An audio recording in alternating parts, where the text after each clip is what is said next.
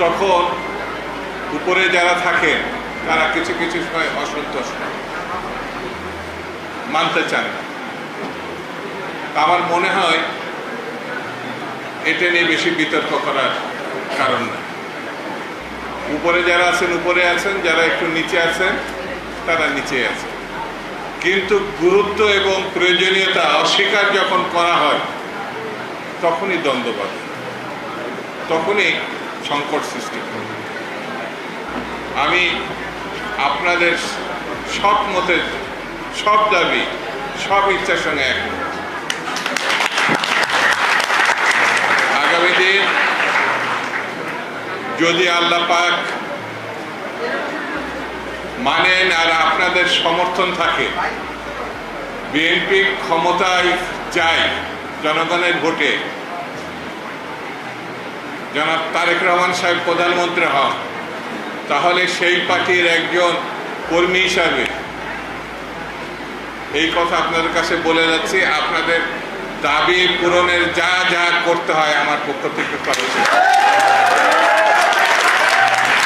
বন্ধুরা, একটা শ্বাসরুদ্ধকর পরিস্থিতি আমরা অতিক্রম করছি, আমরা একটা কঠিন মুহূর্ত অতিক্রম করছি।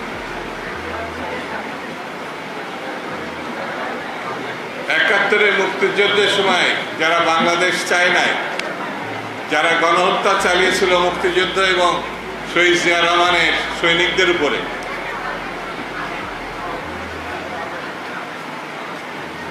তারা এবং ২৪-এ আওয়ামী লীগ যে গণহত্যা চালিয়েছিল ৫০ বছর আগে আর ৫০ বছর পরে, এই দুই গণহত্যাকারী যেন কোথায় যেন একটু মিলার চেষ্টা করছে,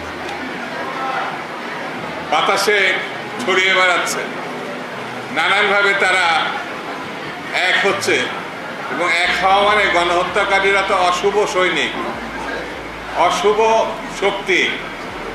এই অশুভ শক্তি একজন অপ্রকাশে আছে, একজন প্রকাশ্যে আছে। ইলেকশন হলে জাতীয়তাবাদী শক্তি ভালো করবে, এটা যেন তারা মানতে পারছে না। কিভাবে নির্বাচন ঠেকানো যায়, নতুন নতুন বয়ান সামনে নিয়ে আসছে, যে বয়ানের মধ্য দিয়ে সুস্থ, স্বাভাবিক, গ্রহণযোগ্য একটি নির্বাচনকে ঠেকানো যায়, বাধাগ্রস্ত করা যায়, অসফল করা যায়, সেই দিকে তারা হাঁটছে। আমি শুরুতে বলেছি বেশি কথা বলবো।